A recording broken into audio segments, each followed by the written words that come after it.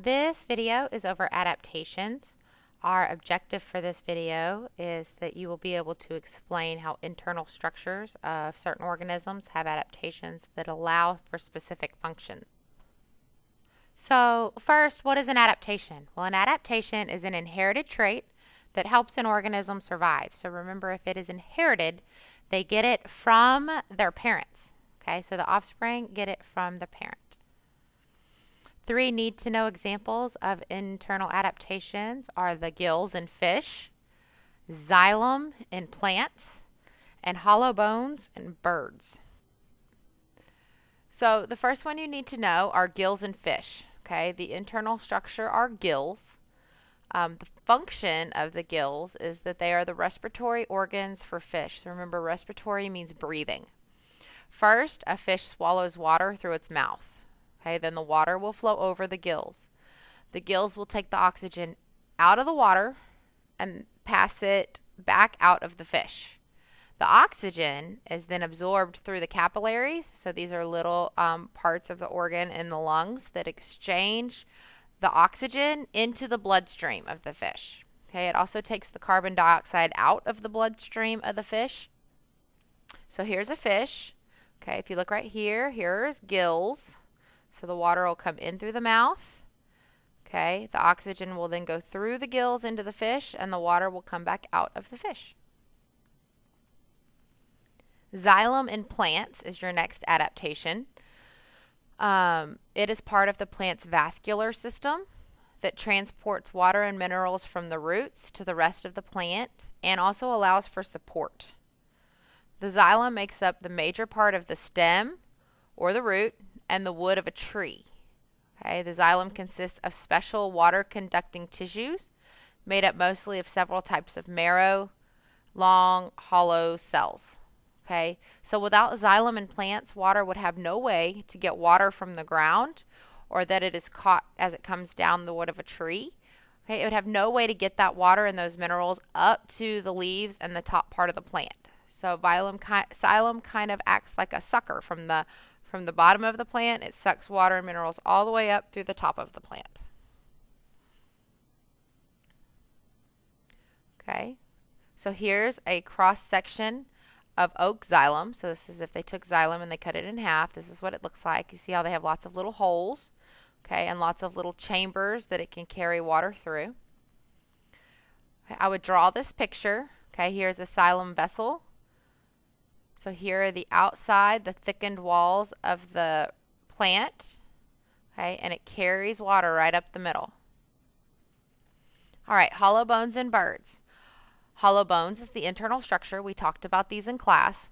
Okay, hollow bones is just one of the advantages birds have gained through evolution. Okay, this makes them light, and a light body allows them to fly faster and use less energy. It takes a lot of energy to fly, and the more the bird weighs, the more energy it's going to take, because it's going to take more energy to get them off the ground and keep them off the ground. Eagles, for example, have a lightweight frame that gives them maximum strength with the least possible amount of weight. Okay, in fact, the weight of an eagle skeleton is only about half a pound. Okay, so that's not very much at all. It's only about 8 ounces. So if you think about 8 ounces being maybe a cup of water, okay, that's about how much an eagle weighs. Its skeleton. So here's a picture of hollow bones. Okay, you can see that the outside of the bone is right here, and they do have kind of an inner webbing in their bones that helps keep them strong, but for the most part, there's not a whole lot to their bones. Okay, here's a human bone. We are nice and solid. Eagle bone, it's very hollow. All right, so here's an internal adaptation for an anchorfish. Okay, in the quiet waters of the Orient, which is over in Asia, there is an unusual fish known as an anchorfish, or an archerfish, I'm sorry. It is unlike any other fish in that it finds its prey outside of the water.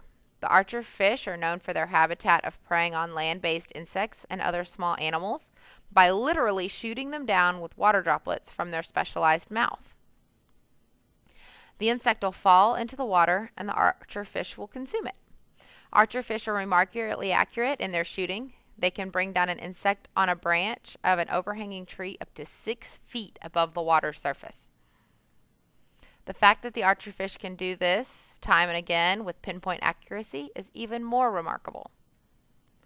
The archerfish accomplishes this trick despite the fact that light from the prey into its eye undergoes refraction, which is where the light bends, and the air-water buoyancy. Such refraction causes the prey to appear to be in a location where it isn't. So here, if you look, with the refraction, the bug may be here, but the bug appears to be here. So the fish still knows that it needs to shoot the water here to get the insect off that tree.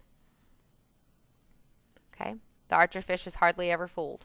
So there's a picture of an archerfish.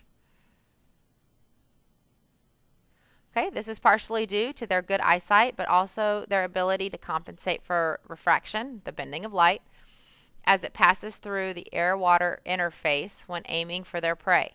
They typically spit at the prey at a mean angle of about 74 degrees from the horizontal, but can still aim accurately when spitting at angles of 45 to 110 degrees. Okay, so it's pretty remarkable for this little fish. All right, so your quiz questions. What adaptation is most helpful for fish in the water? How does the adaptation xylem help plants survive? And what are 3 ways hollow bones help birds fly? If you have any questions, please feel free to come see me. Don't forget to answer these questions. They'll be on your quiz. I hope you have a great night, and I'll see y'all in class.